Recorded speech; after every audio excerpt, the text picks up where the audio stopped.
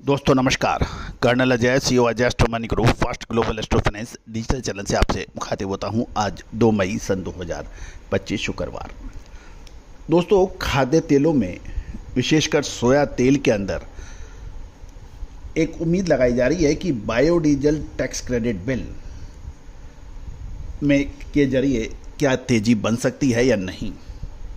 पूरा विश्व आज इस बिंदु के ऊपर लगातार फोकस कर रहा है और ये बायोडीजल टैक्स क्रेडिट बिल क्या है, ये अमेरिका में किस तरह से बायोडीजल को प्रमोट करेगा, इंफ्रास्ट्रक्चर डेवलप करने में क्या सुविधाएं हैं, ये बहुत महत्वपूर्ण बिंदु है। इसके ऊपर आज सारा जगत जानना चाहता है। इसको पूरा विस्तार से हम समझाने का प्रयास करेंगे। पूरा शो ध्यान से देखिए, समझिए, पसंद आए तो लाइक कीजिएगा और चैनल को सब्सक्राइब कीजिएगा।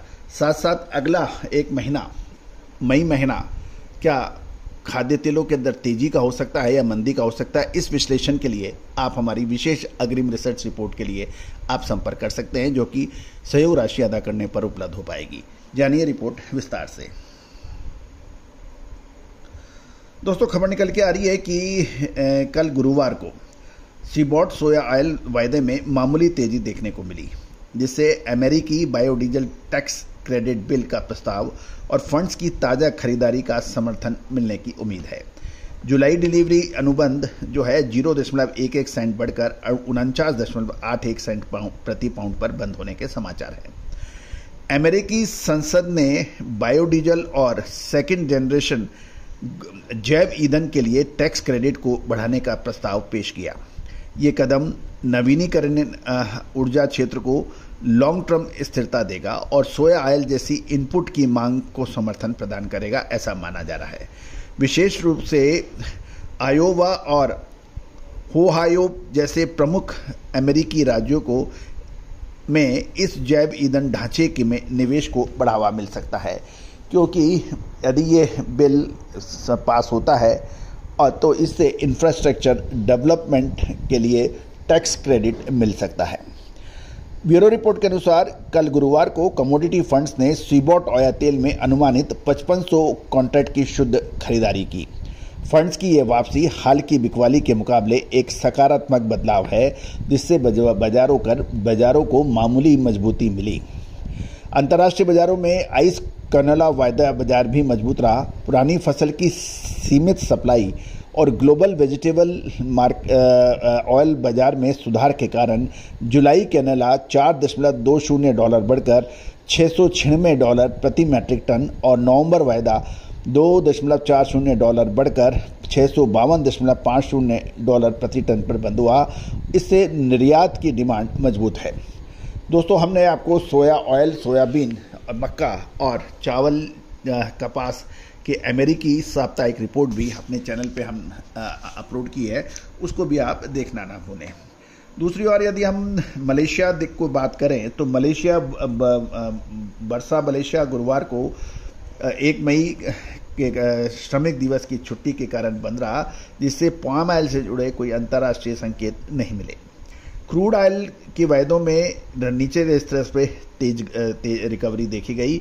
गौरतलब है कि हमने सप्ताह के शुरुआत में ही आपको कच्चा तेल यानी क्रूड ऑयल के अंदर मुनाफा वसूली के अग्रिम संकेत दिए थे।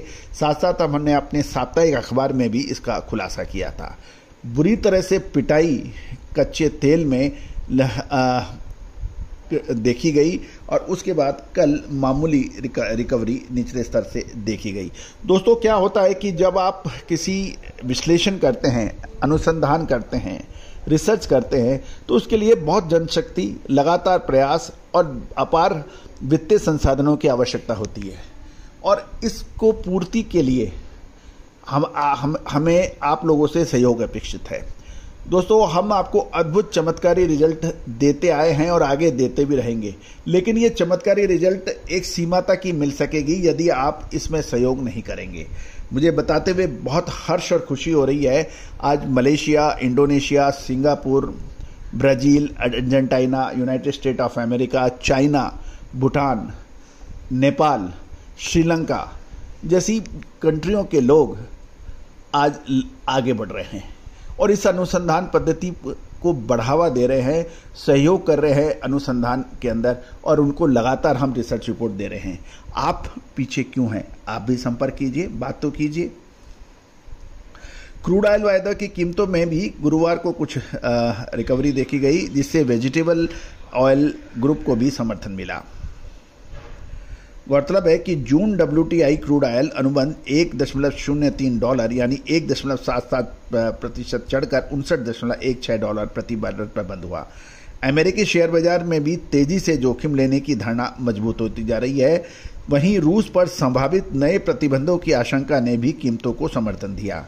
एक अमेरिकी सेनेटर ने प्रस्ताव का उल्लेख किया जिसमें रूस से तेल खरीदने वाले देशों पर शुल्क लगाने और रूस पर अतिरिक्त प्रतिबंधों की मांग की गई, यदि यह यूक्रेन युद्ध को समाप्त करने के लिए गंभीर बातचीत नहीं करता है। तो एक अमेरिकन सेनेटर ने इस चीज का प्रस्ताव किया है। अमेरिकी जैव ईंधन नीति से जुड़े सकारात्मक संकेतों और फंड्स की ताज़ा खरीदारी से सोया ऑयल को समर्थन मिला है। आने वाले सत्रों में बाजार की दिशा, नीति निर्णय और वैश्विक ऊर्जा बाजारों के अब आगे के संकेतों पर निर्भर करेगी। दोस्तों, ये सभी जानकारियां आपको अजय एस्ट्रो मनी गुरु के जरिए प्रोवाइड की जा रही है। All the very best, good luck, happy trading.